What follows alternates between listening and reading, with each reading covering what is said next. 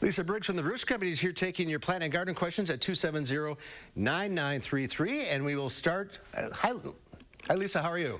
I'm good. How are you? Okay, good. I forgot to say hello.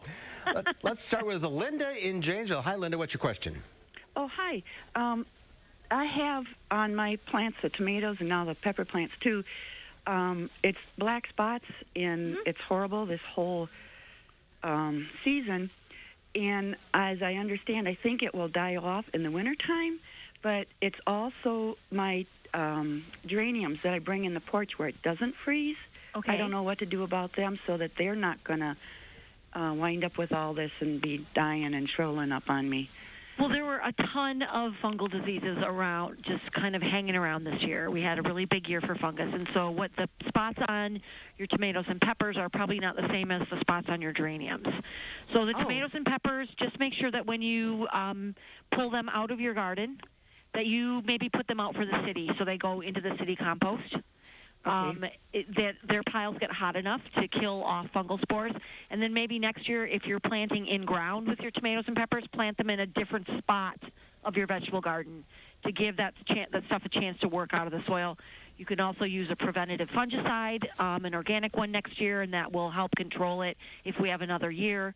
As far as your geraniums, if you're bringing them into the screen porch and kind of letting them go dormant, just as long as the foliage drops that you get rid of that, it shouldn't be a problem. Okay. Oh, it won't be then, so I don't have to treat the soil at all? There aren't a lot of soil drenches that are super effective against fungus. So it's really something that you treat the plant itself. Okay. Thanks for the call. Let's go to Wilma in Dodgeville. Hi, Wilma. Hi. What's your question? I want to know what I should do with my Blackeyed Susan flower, if I should cut it off or leave it that way during the winter and then cut it off in the spring, and should I shake the seeds out in the ground now or leave them go until next year? If you want them to reseed, Wilma, then definitely I would leave the flowers up and then cut them back next spring.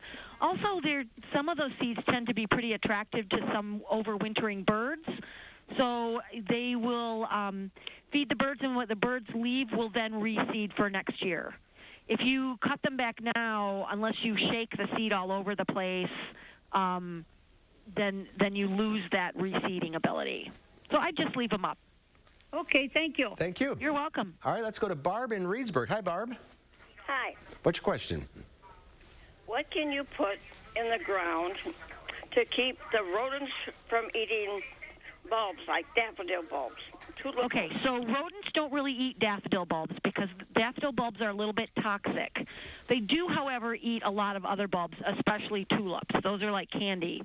So what you can do is put some newspaper out on your back deck or on the lawn before and spread your bulbs out, and then get a liquid animal repellent like Repel-Zol or Liquid Fence.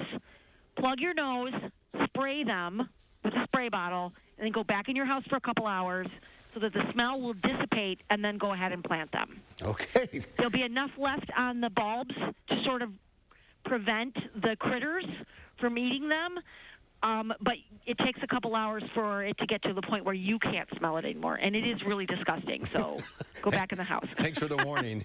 Yeah, it's gross. All right, Susan in Marshall, quickly, what's your question? Yes, I invested in a couple of knockout rose bushes in the spring, planted them, and it says on the tag to cut them back in the fall. Just wondering how far I cut them back. Also, I didn't get many roses because those Japanese beetles, those horrible little ugly things, they burrowed right inside of the flower, and I don't know what they were doing, mating in there or what, but they ate the flowers from the outside. All right, we got to go, Susan. Quickly with your answer. Okay, so let's talk about the pruning. Susan, you're going to want to wait and prune those in the spring. So once you see the growth start to expand, then prune back whatever didn't make it over the winter and shape them up, and then check back with us about Japanese beetles when it comes closer to that time. Okay, we're out of time. Lisa, thank you for your time. Thank you all for calling in.